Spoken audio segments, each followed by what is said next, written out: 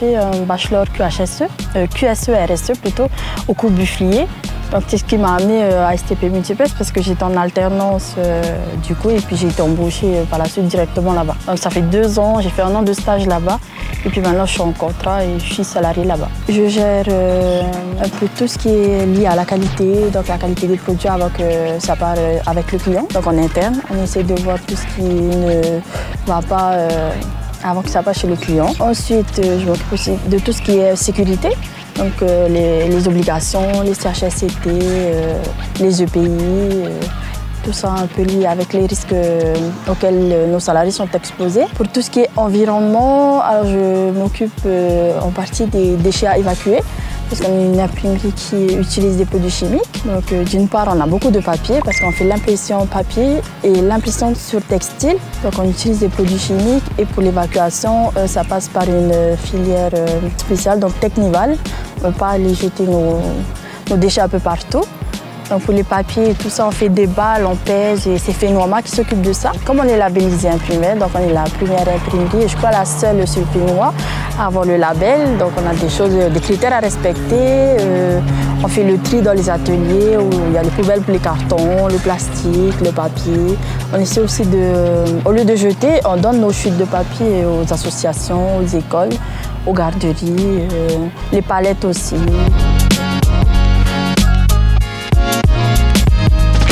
On achète tout ce qui est papier.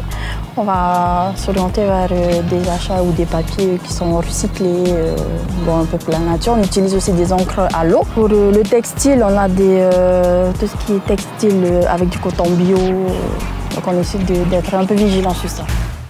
Les gens ils sont habitués à faire le tri, à faire attention à tout ce qu'ils jettent dans les poubelles. Donc ça, c'est déjà un pas en avant. Ensuite, la difficulté, c'est d'inculquer à d'autres qui n'avaient peut-être pas forcément cette habitude de s'y mettre. Là, en début d'année, on a fusionné avec une autre entreprise, donc on a racheté. Et du coup, c'est ces personnes-là qu'il faudra sensibiliser. Bon, c'était un peu compliqué au début, mais on essaie d'informer.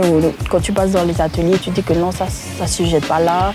Sur les poubelles, on a des grandes étiquettes où il y a mis ce qu'on doit jeter dedans. Et puis le contact avec les autres, parce que dans l'entreprise, tu es amené à travailler avec tout le monde et pas seulement avec un service spécifique. Donc tout le monde me connaît et puis je suis amenée à circuler dans les ateliers, contrairement à d'autres qui sont plus 100% sur les ordis.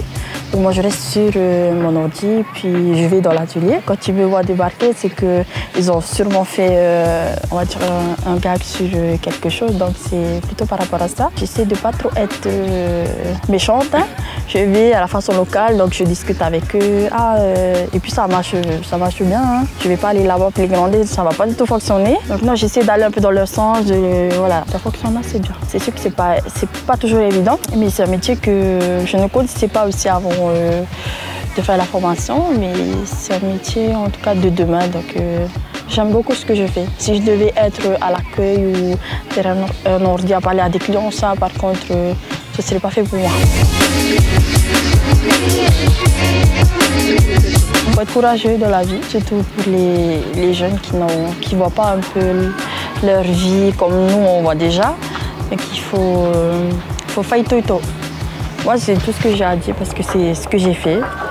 Et voilà, quoi qu'il en soit, avec des problèmes ou pas, tu peux réussir ta vie. Il faut juste être courageux.